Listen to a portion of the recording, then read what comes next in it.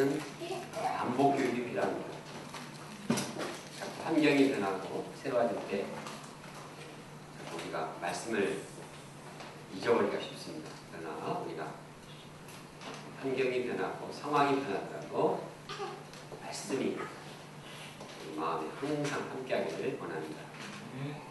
오늘 말씀은 지난주 전했던 주일 메시지와 동일한 방향입니다. 지난주의 메시지가 무엇인가 기억하고 있습니까? 예수님께서 변화산에 올라가셔서 영광스러운 모습으로 변화되셨고 자신이 고난의 길을 가고 제자들도 고난의 길을 동참하기를 원하셨습니다. 오늘 본문도 마찬가지로 예수님께서 귀신 들린 어린아이를 고치심으로써 하나님의 영광과 위엄을 드러내셨습니다. 동시에 자신이 고난을 받을 것과 또 제자들이 이러한 고난의 길을 동참하기를 원하고 있습니다. 우리가 예수님께서 제시하시는 영광의 길, 고난의 길을 걸어가면서 우리 신앙이 점점 더 성숙해지는 자 되기를 간절히 원합니다. 예수님 일행이 산에서 내려왔을 때 한 사람이 예수님께 나와서 여쭈었습니다. 선생님, 제 아들의 병을 고쳐주십시오. 악한 영이 제 아들 하나밖에 없는 아들에게 들어와서 괴롭게 하고 격려를 느끼게 하고 개거풀을 흘리게 합니다. 우리 아들의 상처를 주고 떠나지 않고 완전 물귀신처럼 이렇게 사람을 괴롭게 하니 어쩔 줄 모르겠습니다. 당신의 제자들에게 부탁했는데 전혀 속수무책입니다. 도와주십시오. 이 귀신 들린 어린아이의 아버지가 예수님께 나와서 간절히 구하고 있습니다. 이때 예수님께서는 그 아들을 데려 나오라고 말씀하셨습니다.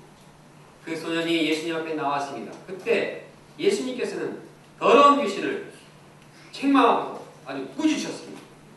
그러자 그 어린아이에 있던 귀신의 영, 악한 영이 떠나갔습니다. 그리고 그 어린아이는 온전하게 치유가 되었습니다. 사람들은 놀랐습니다. 그렇게 괴롭히던 그 귀신이 예수님의 말씀에 떠나가고 온전케 되자, 금방 변하게 되자 사람들은 이것은 인간의 힘이 아니라 하나님의 위엄에 놀랐습니다. 하나님의 영광이 드러났습니다. 이제 예수님을 통해서 하나님의 능력, 하나님의 영광이 드러나는 바로 그 순간이었습니다. 그때 예수님께서는 무엇을 말씀하셨습니까? 내가 하나님의 영광을 드러냈다 이렇게 말할 수 있습니다. 그러나 예수님께서는 어떻게 말하고 있습니까? 내가 고난을 받을 것이다. 내가 십자가의 길을 갈 것이다 말씀하고 있습니다. 자신은 하나님의 위엄을 나타내는 이러한 그리스도이지만 고난의 그리스도이신 것을 반복해서 밝히고 있습니다. 영광의 예수님으로 확정되는 그 순간에 예수님께서는 고난의 길을 가실 것을 말씀하셨습니다. 이 말씀은 그냥 스쳐 지나가는 말로 하지 않았습니다. 본문에 보면 예수님께서는 제자들에게 이 말을 너희 귀에 담아두라 이렇게 말하고 있습니다. 제자들의 주의를 요구하고 있습니다. 제자들이 이 말을 마음에 명심하기를 원했습니다. 예수님께서 고난받으시는 그리스도이심을 마음에 영접하기를 원했습니다.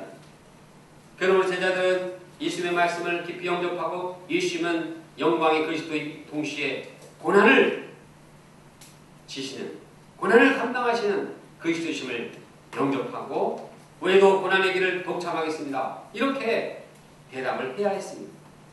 그러나 문제는 제자들이 예수님의 말씀을 이해하지 못했다는 것입니다. 무슨 말을 하는지 몰랐습니다. 그리고 다시 묻기도 두려웠습니다. 고난을 당한다고 하니까 그게 무슨 뜻이요? 말 꺼내기도 힘들었습니다. 괜히 물어봤자 자기가 원하지 않는 고난의 문제를 들어야 되니 아예 묻기조차 두려운 것입니다. 제자들의 마음은 고난보다는 뭔가 영광을 누리고자 하고, 뭔가 자기가 높아지려고 하고, 자기가 높은 위치에서 뭔가 군림하고자 하는 마음이 더 많았습니다. 그래서 예수님은 제자들에게 고난을 말씀하셨지만, 제자들은 이 말을 듣고 한 얘기 주제가 무엇입니까? 누가 크냐? 도토리 키재기를 하고 있었습니다. 누가 더 높으냐? 내가 더 권세가 있고, 내가 더 높고, 내가 더 영광을 받아야 되고, 내가 더 높은 자리에 차지해야겠다. 여기에 관심이 불거져 있었습니다. 그래서 이 문제로 인해서 옥신각신하고 말다툼이 일어났습니다. 이를 보신 예수님은 서로 높아지려고 다투는 제자들의 분위기를 환기시키기 위해서 한 아이를 데려오셨습니다. 그러면 예수님께서 제자들에게 제시하신 그 말씀의 방향이 무엇입니까? 첫째, 제자들은 어린아이를 영접해야 합니다. 제자들이 누가 크냐 이렇게 서로 말다툼을 하는 데에는 근거가 있었습니다. 먼저 10절에 보면 제자들이 전도여행을 갔다 오니 보고를 했습니다. 제자들은 예수님의 권능과 권세를 덧입고 막 귀신을 쫓았습니다. 병을 고쳤습니다. 서로 막 흥분이 됐습니다. 아주 막 이렇게 놀라운 역사를 자신을 통해서 일어나는 것에 인해서 너무 자신도 놀랐습니다. 그래서 막 보고를 했습니다. 한 사람이 있는데요. 이 사람이 시력이 마이너스 1이었는데 마이너스 1이 있습니까? 네. 내가 안수해 주니까 갑자기 1.0으로 됐어요. 그 옆에 있던 제자가 나는요 두 눈으로 전혀 못 보던 사람인데 내가 안수하니까 눈이 바짝 떠졌어요. 그 옆에 있던 제자가 또 나는요 이 두 눈이 머릿속뿐만 아니라 그 몸도 이 중풍병이 걸렸는데요. 제가 기도하니까요 두 눈도 떠지고 중풍병도 사라졌어요. 막 서로 경쟁하듯이 자기가 더 큰 권세를 행했다는 것을 막 더 자랑하고, 그러면서 저놈이 나보다 더 세가? 내가 더 세지 않나? 더 크지 않나? 이런 비교를 하게 되었습니다. 그뿐만 아니라 예수님께서 산에 올라가실 때 베드로, 요한, 야고보 세 제자만 데리고 간 것이 제자들에게는 마음이 영 불편했습니다. 남은 제자들은 왜 나는 안 데려갔나? 또 그 산에 올라간 세 제자는 내가 쟤들보다 더 나았고 더 크니까 나를 좀 쓰려고 높은 자리에 앉히려고 이제 이런 서열을 작업하는가 보다 이렇게 생각했습니다. 그거만한 한쪽에서는 산에 올라간 사람은 산에 오를 뿐만 아니라 마음도 교만하게 올라갔습니다. 산 아래 있는 사람들은 그냥 열등감에서 산에 아래에 있는 뿐만 아니라 마음도 아래에서 그냥 비교시켜 열등감 때문에 시달렸습니다. 특히 예수님께서 가시는 방향이 예루살렘 가는 방향이었습니다. 예루살렘에 가면은 그 큰 성 헤롯궁이 있고 성전이 있었습니다. 예루살렘에 올라가시면 이제는 예수님께서 하나님 나라 이스라엘의 회복을 이루실 텐데 그때 누가 높은 자리에 앉을 것인가? 이것이 아주 민감한 제자들의 이런 안건이었습니다. 그래서 제자들끼리 서로 말다툼을 하며 그래도 내가 너보다 더 낫지 않은가? 그래도 내가 너보다 좀 높은 자리를 차지해야 하는 거 아닌가? 그런 마음으로 서로 변론을 했습니다. 예수님은 저쪽에서 뭐 한참 얘기하는데 안 그래도 딱 보니까 마음에 무슨 지금 홍구이가 있는 걸 다 알았습니다. 그들이 말다툼을 하고 서로 도토리 키재기를 하고 있다는 사실도 알았습니다. 예수님은 한 어린아이를 옆에 세우시고 말씀하셨습니다. 48절을 함께 읽겠습니다. 시작. 그들에게 이르시되 누구든지 내 이름으로 이런 어린아이 어린아이를 영접하면 곧 나를 영접하며 또 누구든지 나를 영접하면 곧 나를 보내신 이를 영접함이라. 너희 모든 사람 가장 그가 큰 자니라. 예수님은 어린아이를 영접하면 나를 영접함이고 또 나를 영접하면 나를 보내신 하나님을 영접함이라고 했습니다. 어린아이를 영접하는 것과 자신을 영접하는 것과 하나님을 영접하는 것을 동일시하고 있습니다. 어린아이를 영접한다는 사실은 무엇을 말하고 있습니까? 어린아이를 영접한다는 것은 어린아이를 영접하기 위해서, 환영하기 위해서, 그를 섬기기 위해서 많은 고난과 어려움이 따른다는 것을 보여주고 있습니다. 사실 우리 부모들은 어린아이를 영접하고 섬기는 것이 얼마나 힘든 일인지 압니다.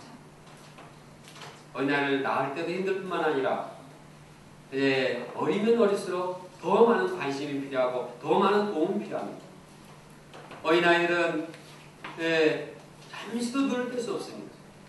이 부모의 눈을 뗄 수가 없습니다. 그가 어떻게 힘들어하고 어떤 반응을 보이냐 따라서 그거에 대해서 대처해주고 도와줘야 하기 때문에 잠을 잘 때나 밥을 먹을 때나 항상 어린아이를 옆에서 보면서 그를 예의주시하면서 그에게 필요한 것들을 도와주는 것입니다. 그래서 한 아이를 두 부모가 볼 때 도와줄 때도 벅찰 때가 있습니다. 거기다 두 명의 아이가 두 명의 부모가 볼 때는 막 더 정신이 없습니다. 세 명 볼 때는 아주 완전 난리 법석입니다. 어떻게 할지 모릅니다. 어린아이를 환영하고 섬기기 위해서는 자기를 부인하고 어린아이의 수준까지 내려가서 그를 이해하고 도와야 합니다. 어린아이가 대소변을 못 보는데 왜 대소변을 못 보냐고 때리면 어린아이는 더 힘들어합니다. 아유, 대소변을 보면 그냥 아이고 이렇게 향기가 나냐, 아이고 뽀얗다. 우리 부모님들 보니까 할머니 할아버지 아이고 왜 이렇게 이쁘냐, 소변을 나도 아이고 잘 논다 막 얼마나 나산이고. 이건 옆에서 정상적인 사람이 볼 때는 좀 이상한 일입니다. 그러나 어린아이가 어린아이처럼 되고 그를 이해하기 때문에 그것을 품어주고 사랑해주고 닦아주고 이런 것입니다. 건강 상태뿐만 아니라 정신 상태 모든 것들을 점검하면서 섬세하게 돌봐줘야 합니다. 내 마음대로 도와서는 안 됩니다. 어린아이의 마음을 알고 이거 잘 살피고 거기 수준에서 맞춰서 도와야 되니까 내 자신이 오히려 낮아져야 됩니다. 이처럼 어린아이를 섬긴다는 것은 고난과 희생과 자기 부인이 요구됩니다. 마찬가지로 우리가 예수님을 영접하고 예수님을 따르는 일은 이와 같은 고난과 자기 부인과 십자가가 따르는 것입니다. 또한 예수님을 보내신 그 하나님의 희생, 위아를 아끼지 않고 보내신 그 하나님을 영접하는 것. 그 하나님의 마음을 우리가 깨닫는 것이 바로 어린아이 영접할 때 이루어지게 됩니다. 그러므로 우리가 어린아이를 영접하는 따르는 고난을 감당하는 것이 고난받으신 예수님을 영접하고 우리를 위해서 자기 자신, 위아들을 아끼지 않고 내어보내신 하나님을 영접하는 것과 같습니다. 겸손히 낮아져서 많은 고난을 감당하는 자. 그래서 세상에서 볼 때는 가장 작은 자. 그 자가 큰 자라고 말씀하고 있는 것입니다. 그러나 예수님의 이러한 말씀에도 전혀 제자는 알아볼 수가 없었습니다. 그들은 크고자 큰 자에 대한 관심이 있었습니다. 수제자, 수속제자, 후계제자, 핵심제자, 누가 핵심 멤버에 속하느냐 여기에 혈안이 되어 있었습니다. 이처럼 큰 자가 되기 위해서 제자들은 큰 자를, 이 큰 자인 나를 도와줄 큰 자를, 다른 큰 자를 물색하는데 이제 마음이 팔렸습니다. 돈 많은 큰 자, 똑똑하고 능력 있는 큰 자를 항상 생각하고 나를 도와줄 사람을 찾았을 것입니다. 제자들뿐만 아니라 인간은 본능적으로 제자들과 같이 자기를 높이고자 자기를 크고자 하는 그 본성이 있습니다. 신앙을 가졌다고 또 신앙생활을 오래 했다고 해서 이런 본성이 사라지는 것은 그냥 자연히 사라지는 것은 아닙니다. 그래서 교회 내에서도 보면 그 문제가 생기는 그 원인의 많은 퍼센테이지가 서로 누가 크냐는 그 비교식과 그 서열 문제로 인해서 갈등하고 다툼이 생깁니다. 나이가 많은 내가 더 큰 자다. 우리나라는 나이 많은 것을 아주 큰 자라고 생각합니다. 신앙생활한 내가 너보다 더 큰 자다. 유배프 짬밥이 많은 내가 더 큰 자다. 아니 우리 모임에 먼저 온 사람이 큰 자지. 근데 너는 나왔다가 또 나왔는데 또 나갔다가 다시 들어왔으니까 그만큼은 너는 빼야 된다. 그러니까 내가 너보다 좀 더 여기 더 많이 있었다. 내 몸집이 더 크다. 내 키가 더 크다. 영적 직분이 내가 있지 않느냐. 내가 더 크다. 학벌이 좋은 내가 더 크다. 여기는 대학생 성경 읽기 성경이 아닙니다. 가방줄이 커야지, 길어야지 더 큰 자다. 가문이 좋은 내가 더 큰 자다. 심지어는 내 목소리가 너보다 더 크다. 아주 여러 가지 별별 것을 해가지고 자기가 크다는 생각을 자꾸 이렇게 하고 자기를 높이고자 합니다. 사실 저도 이런 마음을 자기를 높이고자 하는 마음이 은연중에 많이 있습니다.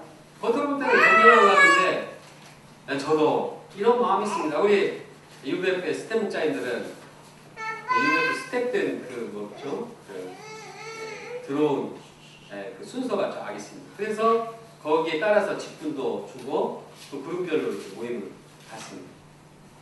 그런데 명단이 쫙 나왔는데 나보다 늦게 들어온 사람이 내 명단 위에 있으면은 화가 납니다. 내 명단이 저쪽 밑으로 빠져있다. 와 이거 아주 신경질 납니다. 수양에 갔는데 내 명단이 없다. 와 이거 날 무시해? 아주 그거 주인이라고 굉장히 힘듭니다. 참 사람이 이렇게 서로 높아지려고 하는 그 마음이 있습니다. 이러한 남보다 크고자 하는 본성이 모든 인간에게 있는 병적인 현상입니다. 제자들도 마찬가지로 이것 때문에 서로 12명밖에 되지 않는데 그것 때문에 서로 옥신각신하면서 서로 다투고 30명 사는데 12명밖에 안 되는데 그냥 12명이서 그냥 이렇게 힘들어합니다. 그러나 예수님께서 보실 때 어떤 자가 더 큰 자입니까? 예수님은 어린아이와 같이 도움이 되지 않고 오히려 도움만을 필요한 사람을 섬기는 자가 그를 낮아서 겸손히 낮아지고 섬기는 자가 큰 자라고 하십니다.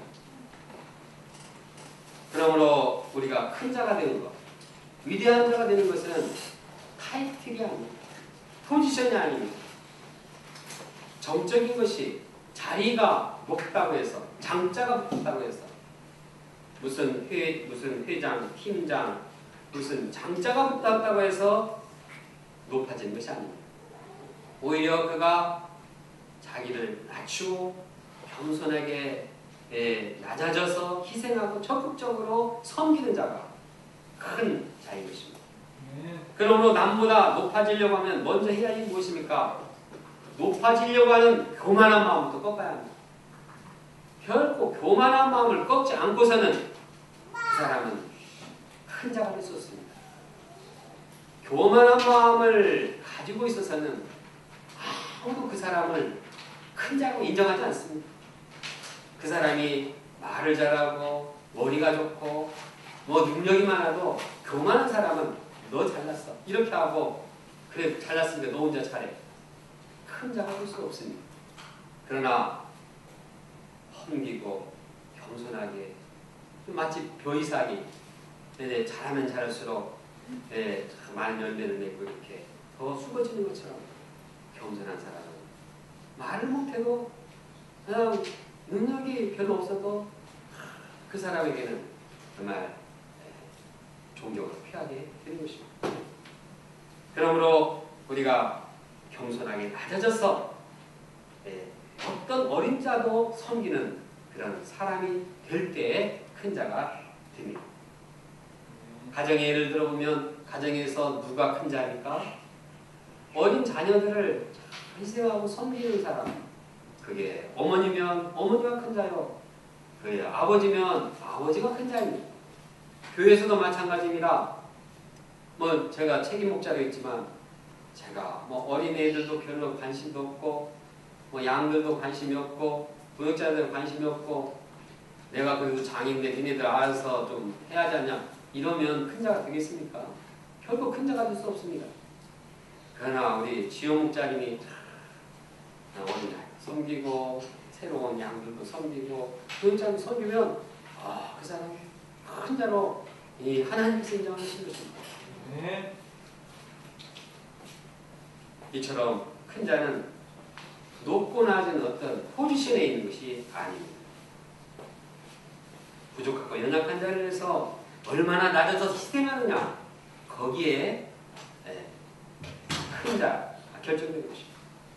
우리가 가을 학기에 큰 자가 되길 원합니다. 예수님은 뭐 크려고 하냐 그렇게 말하지 않았습니다. 커라 큰 자가 되라. 그런데 가장 작은 자 지극히 가장 작은 자가 큰 자다. 가장 낮아지고 가장 자기를 부인하고 희생하고 섬기고 이런 자가 큰 자라고 말하고 있습니다. 그러므로 우리가 어떻게 하겠습니까? 우리와 함께 있는 우리 2세들의 기도 제목 무엇인지를 잘 알아야 되지 않겠습니까? 그들의 고민이 무엇이고 그들의 투쟁하는 무엇이고 무엇 때문에 괴로워하는 것을 잘 알아야 되지 않겠습니까? 만약 그런 것을 잘 알고 있다면 누가 말고 그는 큰 자입니다. 그런데 전혀 관심이 없다 그러면 좀 생각해 볼 문제입니다. 우리 2세대뿐만 아니라 영적으로 도움이 필요하고 캠퍼스의 어린 양, 또 새롭게 믿음의 생활을 하는 우리 초신자들, 그들의 고민을 알고 그들을 사랑하고 채워주고 그런 사람이 큰 자가 되고 싶습니다. 우리 안보라 자매님이 신앙생활을 새로 시작했는데 안보라 자매님 기도 중이고 왕영승 형제님이 왜 오늘 안 왔어요? 중국에 가서 3주간 동안 있대더라고요. 중국에 가서 사단의 시험에 들지 않도록 죄의 유혹에 빠지지 않도록 기도해줘야 돼요. 우리 박상준 형제님이 고향에 갔다가 5일 온다고 했는데 주일날은 오후에 온다고 하더라고요. 빨리 와서 말씀을 통해서 회복해야 돼요. 이렇게 새로운 영혼들이 있을 때 그들을 위해서 믿음이 어리기 때문에 키워주고 섬겨주고 또 우리 누굽니까 정검수 형제님이 시험을 대학 입시를 앞두고 지금 9월에 있는 시험을 잘 봐야 되는 고민합니다. 그런데도 주일 예배에 그렇게 꾸준히 오는 것은 얼마나 하나님께서 기뻐하시고 격려해주고 박진우 형제님도 부산에 있지만 그가 열심히 공부해서 캠퍼스 기억 없도록 기도해주고 이렇게 우리 새로운 어린 양을 위해서 기도하고 섬기고 부족한 점을 채워주는 이렇게 할 때 우리는 점점 큰 자가 되는 것입니다. 네. 큰 자는 어떤 상태가 뭐 장이 됐다고 하는 게 아니라 얼마나 많이 움직이고 섬기고 헌신한 자기를 겸손히 낮추느냐에 달려있는 사실을 알아야겠습니다. 그래서 우리가 이러한 큰 자들의 모임이 되기를 원합니다. 큰 자들이 모임이 뭡니까? 겸손해지고 낮아지고 섬기는 자들이 모임입니다. 큰 자들의 모임이니까 딱 이렇게 폼 잡고 있는 사람들은 졸장들의 모임입니다. 우리는 열심히 헌신하면서 영혼들을 섬기며 희생하는 그런 큰 자들이 모임이 되기를 간절히 원합니다. 둘째, 제자는 다양한 특징을 가진 신자들을 영접해야 합니다. 포용해야 합니다. 요한은 예수님께 말했습니다. 주여, 어떤 사람이 주의 이름으로 귀신을 내쫓는 것을 우리가 보고 우리와 함께 따르지 아니하므로 금하였습니다. 요한은 마치 아주 자랑이라도 하시지 예수님께 말했습니다. 그의 마음에는 특권의식이 있었습니다. 본문에 보면 우리와 함께 따르지 않는다.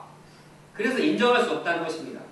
원래 귀신 쫓는 것은 예수님으로부터 나온 건데 예수님의 특권인데 예수님한테 허락도 안 받고 했다는 것입니다.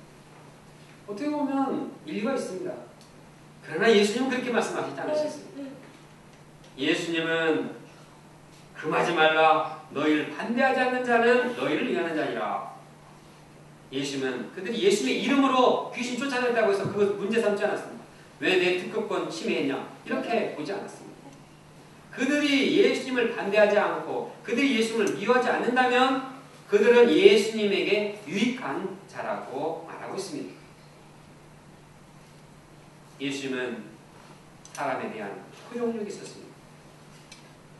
예수님은 자신을 반대하거나 배척하지 않는 모든 사람들에 대해서 넓은 마음으로 인정하고 영접했습니다. 이처럼 제자들도 다양한 특징을 가진 많은 신자들을 포용하는 마음을 가져야겠습니다. 지난 6월에 대한무개척 10주년 기념유배 특강을 김상우 목사님 초청했습니다. 제가 그분을 존경하는 이유는 겸손하고 포용력이 있는 때문입니다. 그분은 아주 세계적인 신학자입니다. 많은 책을 냈습니다. 또 전 세계 돌아다니면서 세계적인 집회를 인도하시는 아주 또 수만 명의 교회를 섬기시는 그런 목회자예요. 그러나 와서 강사가 오면은 자기 강의하고 바쁘다고 해서 그냥 싹 가버립니다. 근데 이분은 참석하고 우리 프로그램 듣고 또 저녁 식사 같이 하고 또 격려해주고 그래서 저한테도 이건 어느 부흥이 못지않다. 부흥이 5개 참석하는 것보다 더 내가 충만해. 내가 정말 하고 싶은 것을 UBF에서 하고 있다. 그냥 제재양성, 세계선, 자비량, 세계선교. 이것은 요즘 한국 교회가 지금 관심을 갖고 있는데 UBF는 50년부터 이것을 시작하잖아요. 이렇게 인정해주고 있어요. 그냥 조그만 교회 와가지고 이런데 뭐 배울 게 있나. 그렇지 않고 이곳에서 무슨 일이든 관심을 가지고 배우고자 하고 또 인정해주고 또 자기 교회가 아니라고 해서 어차피 볼 것도 없다. 이렇게 하지 않고 칭찬해주고 격려해주고 얼마나 참 포용력이 있는가. 참 그 지도자로서의 그런 넓은 마음을 보게 됐습니다. 또 겸손한 그 마음을 보게 됐습니다. 저는 UBF의 세계대표였던 전여한 목사님도 존경합니다. 왜냐하면 이분도 참 겸손하게 자기를 낮추고 그냥 영적으로 어린 자와 같은 허물 많은 사람을 품고 섬기는 거예요. 제가 문제가 있어서 가면은 그거에 대해서 얘기를 해주고 문제를 제시하면 그거 어떻게든지 내가 그 답을 주고 그걸 노력하는 모습을 봅니다. 그런 모습을 보였습니다. 3일 페트리오 성교사님 아들이 중학교 2학년 유사면이 있었는데 마인즈에서 왔는데 전여한 목사님한테 인사드리고 싶다 그래서 종로센터 데려갔습니다. 그랬더니 그냥 전여한 목사님이 그냥 지하 3층부터 저 5층까지 돌아다니면서 이게 어디 여기서 뭐 하고 그래서 그렇게 되는 거 중학교 2학년짜리 되는 1학년인가 2학년 그리고 또 와가지고 방에서 얘기 들어주고 뭐 필요한 게 뭐 없는가 얘기해주면서 그가 지갑이 필요하다는 사실을 알고 또 자기가 있는 지갑을 주는 것을 봤어요. 그냥 그 중학교 2학년짜리가 그것을 보고 그냥 감동을 해가지고 아주 기뻐했어. 그냥 그분이 세계대표 갔을 때는 한국 교회 지도자들을 이렇게 만나는 자리. 또 저를 데려가서 우리 그렇게 해서 소개해주고 또 그런 뿐만 아니라 그냥 자기 집 주위에 있는 양복점 점원하고 친구가 돼가지고 그 사람을 또 교회에 인도. 해보면 그냥 어떤 사람이든지 그냥 섬기고 베풀고 잘 놀아주고 아주 이런 넓은 이런 마음이 있었습니다. 물론 말은 좀 떠들거리긴 하지만 아주 이 마음의 겸손이 참 많은 사람들을 포용하게 했습니다. 그래서 스탠 미팅한테 그분이 인도할 때는 항상 웃음이 있었습니다. 아마 사람이 겸손하니까 여유가 생기고 또 전라도 사투리를 구수하게 하니까 또 알아듣지 못한 얘기를 자꾸 하는데 오히려 그것이 사람들에게 여유를 줬습니다.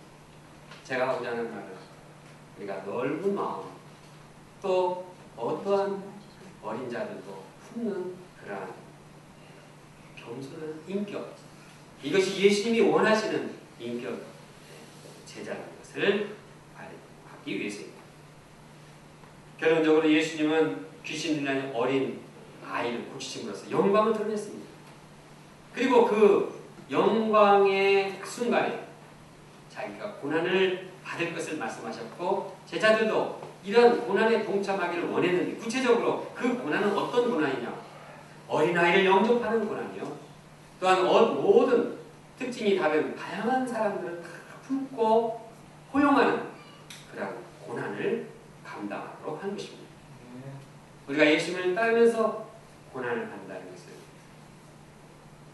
사람에 대한 고난 어떤 영혼들도 어린 영혼들도 품고 섬기고 섬세하게 돌보는 그러한 내면을 가지고 어떤 사람도 다 품고 포용력 있게 섬기는 그러한 고난을 감당하는 자로 성숙해 한다는 것을 말하고 있습니다. 우리가 가락에 이러한 겸손한 포용력 있는 제자가 되어서 큰 자들로 성장하며 우리 모임이 더 큰 자들의 모임이 되기를 간절히 기도합니다. 네. 다 같이 48절 함께 읽겠습니다. 시작. 그들에게 이르시되 누구든지 내 이름으로 이런 어린아이를 영접하면 곧 나를 영접하며 또 누구든지 나를 영접하면 곧 나를 보내신 이를 영접합니다. 너희 모든 사람 중에 가장 작은 바가 큰 자니라. 우리 말씀을 기초로 해서 함께 1분 동안 기도하겠습니다. 감사하신 하나님 아버지 가을 학기 개학을 앞두고 저희들에게 이제 어떠한 자가 큰 자인가를 배우게 되어서 감사합니다. 하나님 아버지 저희들이 이제 주님을 따르며 고난을 감당할 때 이제 참 겸손하게 낮아서 섬기고 어떤 영혼도 어린아이 같은 자들도 이제 품고 섬기며 섬세하게 돌보며 참 이 그를 이제 성숙아이까지 섬기고 부족한 것을 채워주는 이러한 큰 자로 성장하기를 간절히 원합니다. 이제 높아지려고 하는 교만한 마음, 다른 사람보다 좀 더 이제 큰 자라고 하는 이러한 교만한 마음보다 하나님 어찌하든지 이제 섬기고 낮아지고 참 모든 사람을 포용하고 품고자 하는 이러한 이 내면을 소유하게 도와주옵소서. 본성적으로 저희들은 교만합니다. 이제 자기를 높이고자 하는 마음이 있습니다. 이럴 때마다 저희들이 이제 자기를 이러한 죄악된 본성을 십자가에 못 박게 도와주시고 겸손한 자로서 또한 포용력 있는 이 제자들로서 성장해 나가시도록 은혜를 베풀어 주셔서 그래서 우리 대한민국 공동체가 큰 자들의 영적으로 이제 큰 자들의 모임이 되게 도와주셔서 많은 영혼들 또한 이제 어떤 영혼들도 이곳에 와서 이제 섬김받고 또 환영받고 변화되고 주님의 제자들로 성장하는 귀한 공동체가 될 수 있도록 은혜를 베풀어 주시옵소서. 예수님의 이름으로 기도합니다. 아멘.